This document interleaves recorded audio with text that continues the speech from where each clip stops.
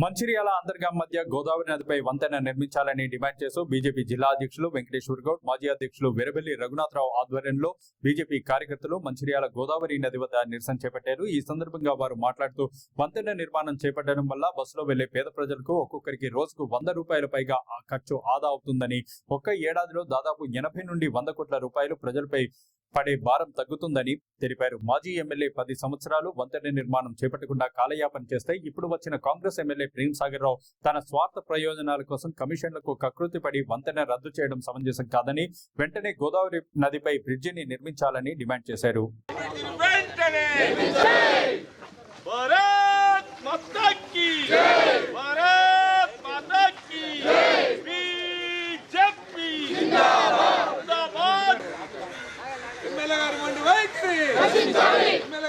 గోదావరిపై వంతెన నిర్మాణాన్ని వెంటనే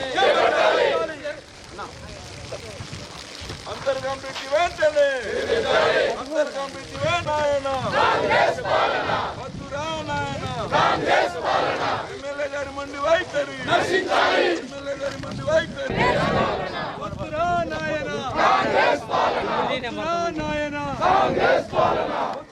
నాయన ఎమ్మెల్యే మండి వైఖరి ఎమ్మెల్యే మండి వైఖరి గోదావరి నుండి అక్రమ ఇసుక రవాణాను అరికట్టాలి.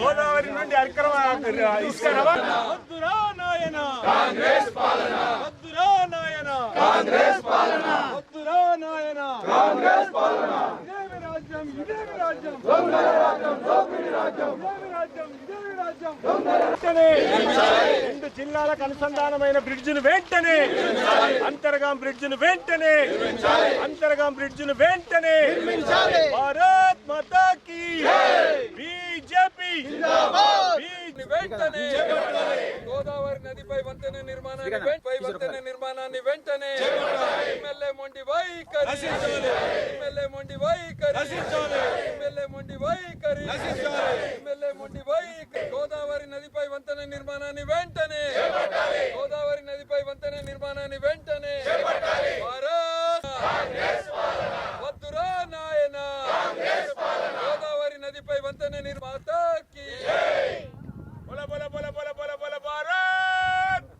ఇవాళ భారతీయ జనతా పార్టీ ఆధ్వర్యం లోపల గోదావరి నది మీద గ్రామం వద్ద బ్రిడ్జి ఏర్పాటు చేయాలి. ఈ బ్రిడ్జి ఏర్పాటు చేయడంతో పాటు మంచిర్యాల మున్సిపల్ కార్పొరేషన్తో పాటు అదేవిధంగా కొమరంభీం ఆసిఫాబాద్ జిల్లా, అదేవిధంగా పెద్దపల్లి జిల్లాల మధ్య, కరీంనగర్ జిల్లాల మధ్య ప్రయాణ కాల వ్యవధి చాలా వరకు సుమారు 1 గంట వ్యవధి తగ్గుతుంది. ఇవాళ ఈ ట్రాఫిక్ లోపల మనం బయటకు వెళ్ళి గోదావరి కనిపించి తిరిగి ఇక్కడికి రావాలంటే సుమారు 35 నిమిషాలు 40 నిమిషాల టైం అయితే ఖచ్చితంగా ఎంత స్పీడ్గా పోయినా ఎంత ట్రాఫిక్ క్లియర్ ఉన్నా కూడా పడుతుంది. కాబట్టి ఈ ప్రాంత ప్రజలందరి చిరకాల కోరిక ఏంటి అంటే అంతర్గ్రామ్ బ్రిడ్జి నిర్మాణం కావాలి. ఈ ప్రాంతం లోపల హైదరాబాద్ పోవడానికి ప్రయాణం సులభం కావాలని కోరుకుంటా ఉన్నారు.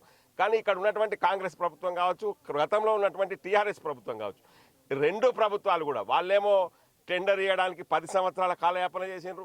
ఇచ్చిన తర్వాత ఇచ్చిన టెండర్ను నాకేడ పేరు పోతుంది, నాకు ఈ యొక్క ప్రాంతం లోపల స్వార్థ ప్రయోజనం, ఈ బ్రిడ్జి కడితే నాకేమొస్తుంది అనేటువంటి స్వార్థ ప్రయోజనంతో ఇవాళ ఎమ్మెల్యే ప్రేమ్ సాగర్ రావు గారు దీన్ని ఆపేసి మరే చోట బ్రిడ్జి కడతామని ప్రయత్నం చేస్తూ ఉన్నారు. కానీ ఏదైతే ఈ ప్రాంత ప్రజల చిరకాల కోరికను త్వరగా పూర్తి చేయాల్సినటువంటి అవసరం ఉన్నది.